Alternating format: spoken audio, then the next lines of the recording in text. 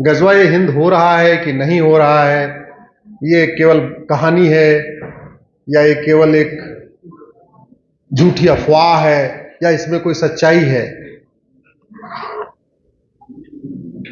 आप लोग गूगल करना डेमोग्राफी ऑफ इंडिया, अभी मत करना, बाद में, तो आपको पता चलेगा कि भारत कैसे कैसे कटा है और कैसे कैसे बटा है। किसी भी देश की जनसंख्या बढ़ती है या घटती है? जरा जोर से बोलिए। बढ़ती है। जितनी 2023 में होगी 2024 में ज्यादा होगी, 2025 में ज्यादा होगी, 2026 में ज्यादा होगी, ऐसे तो होगी ना। भारत की जनसंख्या जरा देखिए कैसे हुई है, बहुत ध्यान से समझना।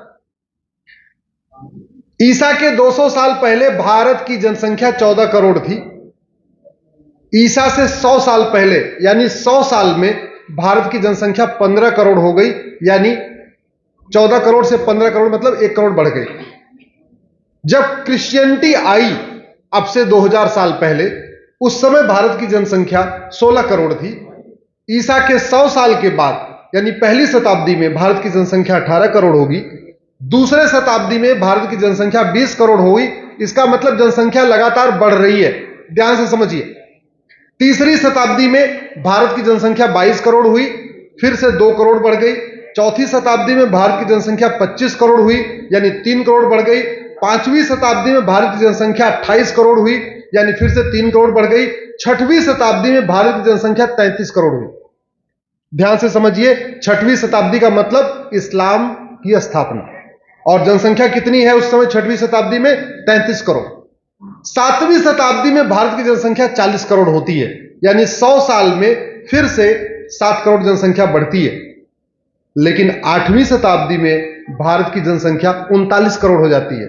7वीं शताब्दी में 40 करोड़ और 8वीं शताब्दी में 39 करोड़, 1 करोड़ कम हो गई। 9वीं शताब्दी में 38 करोड़, फिर 1 करोड़ कम हो गई, यानी भारत बटा और भारत घटा। 10वीं शताब्दी में गजनी आता है, भारत की जनसंख्या 36 करोड़ हो जाती है। इसका मतलब भारत बटा, भारत घटा और भारत में कन्वर्जन हुआ। 11वीं शताब्दी में भारत की जनसंख्या 33 करोड़ हो जाती है, 3 करोड़ कम हो जाती है, यानी भारत बटा, भारत घटा और धर्मांतरण हुआ। 12वीं शताब्दी में गोरी आता है, भारत की जनसंख्या 28 करोड़ हो जाती है 100 साल में। पहले 36 करोड़ थी 11वीं शताब्दी में, 12वीं शताब्दी में 28 करोड़, 13वीं शताब्दी में भारत जनसंख्या 23 करोड़ हो जाती है। इसका मतलब फिर भारत घटा, फिर भारत बटा, फिर धर्मांतरण हुआ। 14वीं शताब्दी में भारत जनसंख्या 18 करोड़ हो जाती है। 15वीं शताब्दी में फिर कम हो जाती है, बाबर आता है 15वीं शताब्दी में और भारत की जनसंख्या हो जाती है 13 करोड़।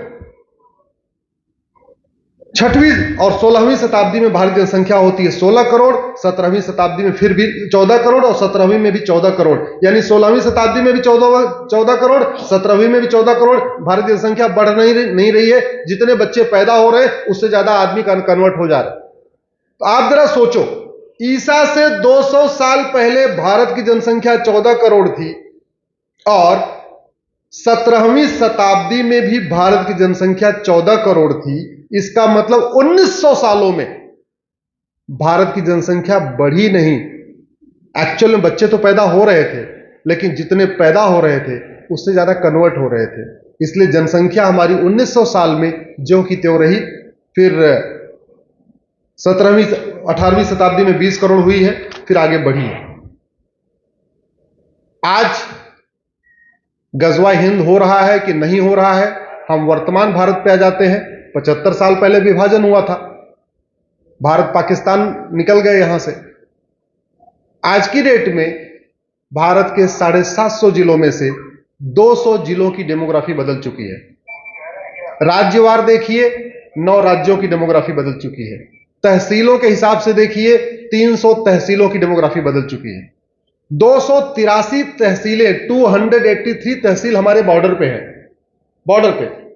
बॉर्डर का मतलब या तो वो नेपाल को टच करती है, या हिमालय को टच करती है, या पाकिस्तान को टच करती है, आगे या तो बांग्लादेश को टच करती है, या म्यांमार को टच करती है, या भूटान को टच करती है, या समुद्र को टच करती है, या पाकिस्तान को टच करती है। बॉर्डर पे भारत के 283 तहसीलें हैं और 283 की डेमोग्राफी बदल चुकी है। बाकी अंदर वाले बहुत सारी तहसीलों की डेमोग्राफी बदल चुकी है। तो टोटल 300 तहसीलों की डेमोग्राफी बदल चुकी है।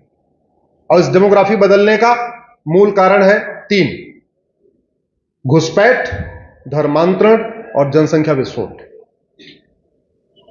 कुछ लोग कहते हैं कि जनसंख्या नियंत्रण कानून की जरूरत नहीं है। अरे भैया, हेलमेट न लगाने से खतरा देश को नहीं होता। हेलमेट न लगाने से खतरा केवल एक परिवार को होता है, एक आदमी की जान जाती है।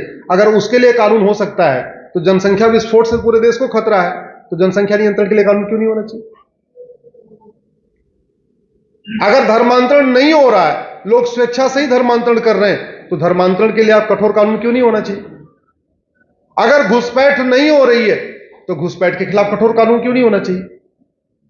हमने 2017 में पीआईएल फाइल किया था, अभी सुप्रीम कोर्ट में चल रही है। अनफॉर्चुनेटली सुप्रीम कोर्ट की प्रायोरिटी पे है नहीं। 7 साल हो गए, अभी तक फाइनल हियरिंग नहीं हुई। उस समय कहा था कि 5 करोड़ घुसपैठिए आ चुके हैं, और सुप्रीम कोर्ट में जब कोई बात कही जाती है, एफिडेविट पे कही जाती है, हवाई बात नहीं होती, बाकी आपको एफिडेविट देना होता है। 5 करोड़ घुसपैठिए आ चुके थे 2017 में। ऑस्ट्रेलिया की जनसंख्या 2.5 करोड़ है, यानी भारत के अंदर 2 ऑस्ट्रेलिया के बराबर बांग्लादेशी रोहिंग्या रहते हैं। कनाडा की जनसंख्या 4 करोड़ है और भारत में घुसपैठिए 5 करोड़ है, यानी कनाडा का सवाई भारत में घुसपैठिए रहते हैं।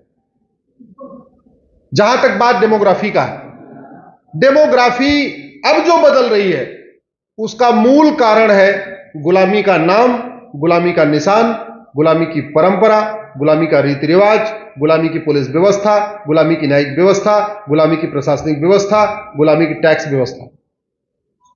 जो काम मुगलों ने यहां तलवार के दम पे किया था, वो सारे काम अंग्रेजों ने कानून बना बना के किया। और जो काम अंग्रेजों ने कानून बना बना के किया था, मुझे पार्टी का